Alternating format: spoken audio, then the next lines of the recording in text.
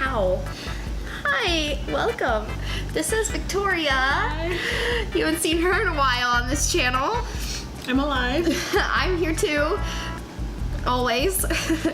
And we're gonna do our mukbang now with pasta. Pasta la vista, baby. It's what kind of pasta is this? Just Penne with Alfredo, 4 cheese Alfredo sauce. yeah, that. yeah. I should have gotten a fork. I have a spoon. We didn't think that one through.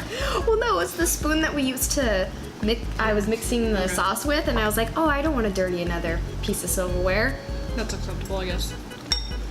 Your intentions were good. No mukbangs usually have like a lot more food, a variety. Yeah, of yeah. No, don't worry. We'll bring out more food later. food. Okay. We're making this minimalistic. Right? Keep it nice and clean. Minimal. We have good chemistry. We always Oh, we do? know what the other person is saying. No, that's the whole point. Oh. See what I mean? Anyway. Ashley's apartment in Los Angeles. Well, technically not Los Angeles, but like Los Angeles. Marina Del Rey.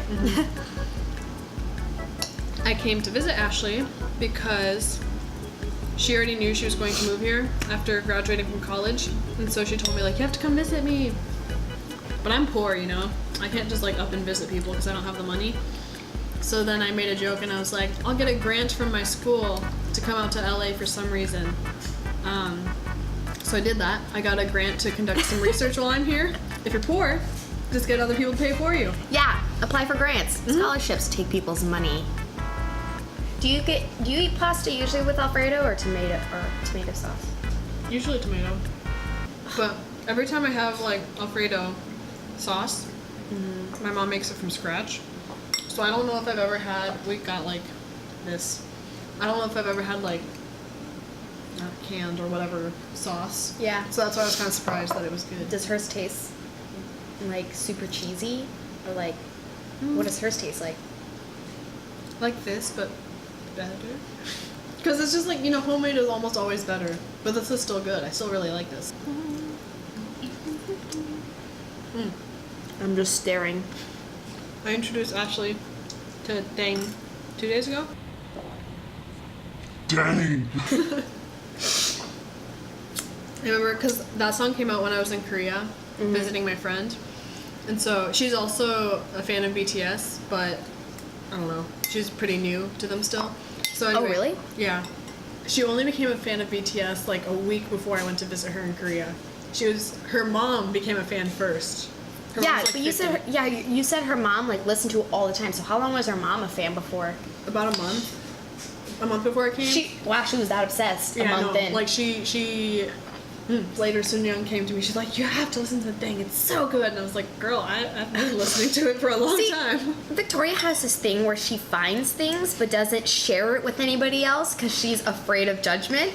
So, aka K-pop, because like she found K-pop before me, and she didn't introduce me to it or anything. She was like, oh, Ashley will think I'm weird. And then I came to her later and I was like, oh my god, I discovered K-pop and I was like, girl, I've been new. And she's like, I already knew about this. And this is another great example of that, where you're just like, oh, I already knew. I like when J-Hope raps. I like a rapper with some versatility within his voice. Inside joke, we've been using the word versatile like a million times this time. Week. It's not even been a week, but like the last couple days she's been here. V was my first bias. Actually, this is super unspecial because this is pretty much the story of every single BTS fan. But I became a fan of BTS because of V. That's like, in comparison, like people that become fans of EXO because of Kai. Yeah. Yeah. Because I don't remember what group I was watching, but I was watching some K-pop video, and then Boy in Love was the next like suggestion or whatever. And V is the thumbnail, and that's when he had orange hair. Yeah. And at that time, because I was still kind of new to K-pop, I was like, I've never seen that color hair before, so I clicked on it. And like the rest is history. And so V was my original bias, but then and it was really funny because V was my original bias, and I was like, I don't get why everyone likes J-Hope, which Which then you got that orange hair and you were like 8. Sounds She has a weird thing for because orange hair. J-Hope is not probably the most popular member, but like within our local area, it seemed like everyone was a J-Hope fan, and so I was like, Yeah. J-Hope, yay. But then later on, I don't know, he kind of swooped in out of nowhere, so now J-Hope and RM are my biases, and V is kind of like, I mean, like, I like him, but he's not my favorite. He's just kind of like, ties with the other 5. Well, for me, I was very anti-BTS from the beginning because I was EXO all the way. But I wasn't anti-BTS because of the fandom crap that goes on. I don't care about that at all. It was more like I didn't like the music BTS was putting out because she would send me stuff and I was like, I don't enjoy this. It wasn't until they started like changing their sound and I think becoming more mainstream that I started listening to it. And Dope was the first song that I actually liked, and I had it on a playlist, but I never fully... You didn't tell me this. No, I didn't tell you this. I put Blood, Sweat, Tears on my playlist again, and then I listened to that. And then DNA came out, and I was like, okay, I went back and looked at everything, and that's when I fell in love with Jimin. I became obsessed with Jimin. He was my first bias. Except when she played War of Hormone the day it came out, and I just like hated the fact that she was watching BTS. I was like, just stop playing them. But anywho, when she was watching the video and I was looking at it behind her, V caught my eye. I was like, yes. And you told me that's who your bias was, and I was like, okay, I liked his deep voice, but I didn't care for them at all. And like that, we ended up moving past that, and I forgot about them. But anyway, Jimin was the first. And now I'm in love with V. But me being the intellectual, I need some Tay-Tay in my life. I was gonna say, I liked EXO and BTS. So unlike her, who was like a BTS hater for a while, I never hated. But it was never because of the fandom. It was just because they didn't have good music. No. I did actually like EXO and still do like EXO and BTS, but I do like BTS more. And Overdose came out, and that's when I was like, yes, I like EXO. And then Chris left. Yeah, because Overdose was what brought a lot of people. Growl technically was what brought a lot of people in, but Overdose solidified it. Yeah.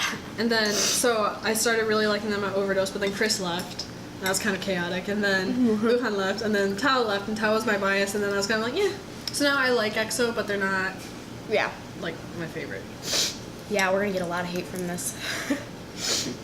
I'm just doing the hates BTS. Now she hates EXO. I just, way back when we had first gotten into it, like, fandoms were totally solid, and like, most of the groups that would have fandom wars back then don't anymore because most of the fans are now our age, and we know that's like just dumb to do, so it doesn't occur as much. When it's like newer groups, like third gen, that's actually, where it comes from. I feel like now, you're kind of right, there aren't as many, or at least not as intense fan wars, but I think now we've transitioned to like, not fan wars, but fans fighting with non-K-poppers. Like on Twitter, attacking them when they state some opinion or like something like that. I only liked girl groups, and I was like, I will never be a boy group fan, ever. And then, wow. I don't remember at what point I changed, but now I think I like more boy groups than girl groups. Like, just quantity-wise, not that I like quality. I think, like, I was also very girl group because girls were just, like, putting out really good music at the time. They had really good concepts. The guys... FX was a thing. Yeah, the guys had, like, horrible concepts. If you, like, look back... Ew. The hair. The clothes. Ew. The biggest fandom war, way back when... I sound like an old person. I sound like... Back in the day, 50 years ago when I was in the war. I remember when One Directioners and K-pop fans hated each other. And now One Directioners are K-pop. Yeah, it's because, like, One Directioners took a really popular fanfic and changed the names. It was a fanfic about Dio and Kai. And there's evidence that they plagiarized because the person reading through it saw that they made one mistake where they didn't change one of the names, and it said and Kai, and I was like, oh, like that's so when we got them. And I say we, but like I wasn't involved. Actually, but speaking of EXO and like wars and stuff, remember war. Anyway, moving from boy groups, we can talk about girl groups. Where's FX's comeback? Yeah, we were just talking about this the other day. So Luna said that it was on her bucket list for FX to have a comeback, and I was like, that's how hopeless it is. It goes on her bucket list. Yeah. I went through an SDS phase. I didn't. Even though they debuted the year we were born, I was just like, man, this is good stuff. I've gone through, if we're talking old K-pop, mine is BoA and Wonder Girls. You have a lot of BoA. And I'm just kind of like, I've heard of this, but I haven't actually heard it. You could say I love BoA. And then when I saw her at the SM Town concert, I was Shooketh. just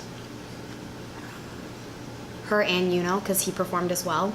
But you can tell why they're still in the business when you watch them, and you can tell like why they've been able to have such a steady career. I'm just like, damn. Ashley's heard the story so many times, but Yes. I'm about to tell you all. Okay, so over the summer, I was visiting my friend Soon Young in Korea, and Soon Young's dad's friend is a director at KBS. Was like, I can get Soon Young and her friend tickets to go see Music Bank for free. So we're like, cool, yeah, sure. So we go to Music Bank, and that was the day that SHINee was performing. We show up, to KBS, and I meet the director guy, and he gives us the tickets. And I'm already really thankful at that point that we get to go for free, but then he suddenly like, you guys want to go on a tour? And we're like, sure. So he swipes us into backstage where all the artists' dressing rooms are, that you see in like all the behind the scenes stuff. And I'm kind of like, whoa, this is crazy because I've seen this so much on screen. Now I get to see it in person. So we walk by all the artist dressing rooms, and we turn at one point, and then these security guards just come running out, and they're like, you can't be here. But thankfully that happened, because as we were leaving, I saw SHINee's key, and he was like a meter, maybe 2 meters away from me, so he was very close, and I was like, it's key. And this is now like her 5th time hearing this, so she's like really over it. Yeah. I was reading the stovetop directions. When I lived in Chicago, I saw SHINee, EXO, and Red Velvet, and then when I went to Korea, I saw everyone at the SM Town concert. I got to meet Tiffany, friends who are obsessed with Day 6. I wasn't interested, and they would like wait for them to come outside, and I was just like, oh, I'm so bored. And then that's how I happened to meet, like, not meet, but like see Day 6, and then see GOT7. Like, I don't really care about GOT7 either, and then got to see Halo and talk to them. I don't hate them, because honestly, when I saw them in person, we were all walking together, and I told you this in the car today, they were beautiful. They were beautiful, and I was like, damn, they're K-pop stars. And like, they weren't even the most attractive group you would see, like, out of all the K-pop groups that exist. Like, they're not even like the most attractive or whatever. And it just has me thinking about like who the most attractive are and what they probably look like in real life. I told her, because she loves V these days, I was like, These days? Forever. like, yeah, sure. I was just like, imagine if you saw V in person, because apparently he's a lot better looking in real life than he is in the photos. And then she literally like screamed in the car. Dad, I went, ah! I was like, please be true. Please let me meet him. Please let me meet you. I just remember in middle school, I was such a cool kid. Like, I mean, not really, but mentally.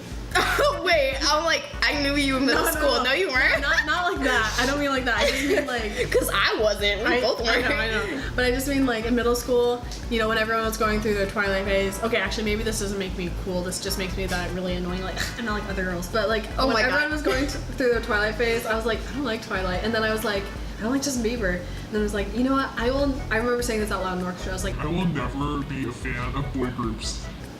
I said that when I was like 12. And now here I am, and I'm just like, girl, what happened to you? This is called the mukbang down memory lane. We need more food. I'm gonna get the last Neapolitan ice cream. Be right back. This is my food. Alcohol. What? I'm just watching you eat your ice cream sandwich. We did another one in a hot tub, which was fun, but the bubbles were really loud, so you can still hear us, but it's like...